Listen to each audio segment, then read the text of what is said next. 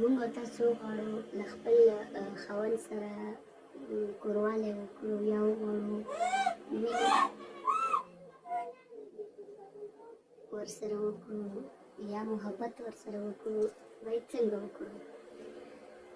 موږ او تاسو چې کله خاوند چېرته لرې مسافرۍ ته لاړ شي یا لرې مزدورۍ ته لاړ شي، باید څنګه وکړو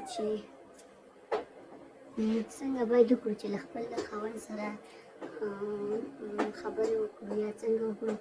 زه یې تاسو ته اوس وایم، کله چې زموږ او ستاسو خاوند په بارمل کې وي او موږ او تاسو وغواړو یا په فیسبوک یا په واټساپ باندې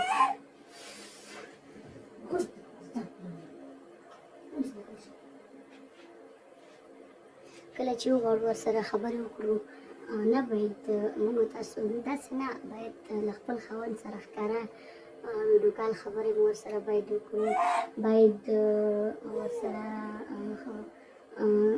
کوروالی مو ورسره په موبایل کې وکړو.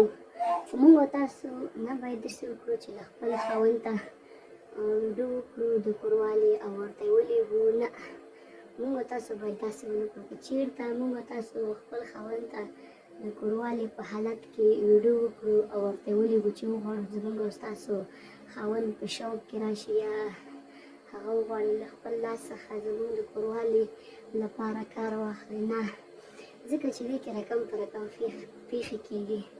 ځکه چې موږ او تاسو خپل خاوند ته ویډیو وکړو د کوروالي په حالت کې او ورته یې ولیږو، دا یا فیسبوک ته جګه شي یا بل چا ته لاړه شي یا بل چا ته، نو باور وکړئ په دې باندې څومره ډېرې ستونزې پېښېږي او څومره زیات زیان موږ ته رسېږي. نو کوشش وکړئ چې خپل خاوند مو په بار ملک کې وي یا چېرته مسافر وي، تاسو په واټساپ یا په فیسبوک ورسره ولیږئ، تاسو نه د کوروالي په حالت کې ویډیو وغواړئ او تاسو یې ورته ولېږئ. نه باید چې ورته ولېږئ، باید داسې وکړئ خپل خاوند ته ووایئ چې زما باندې خپل عزت، خپل ابرو، هر څه په ما باندې ګران دي، زه نه شم کولی تا ته ویډیو ولیږم.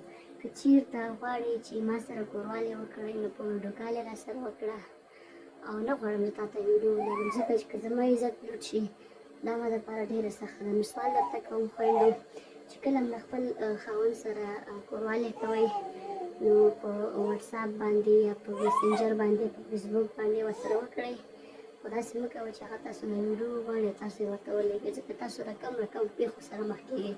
نو دا وه د نن ورځې خپرونه، تر بلې خپرونې ښې چارې، ښه وخت، د الله په امان. بای.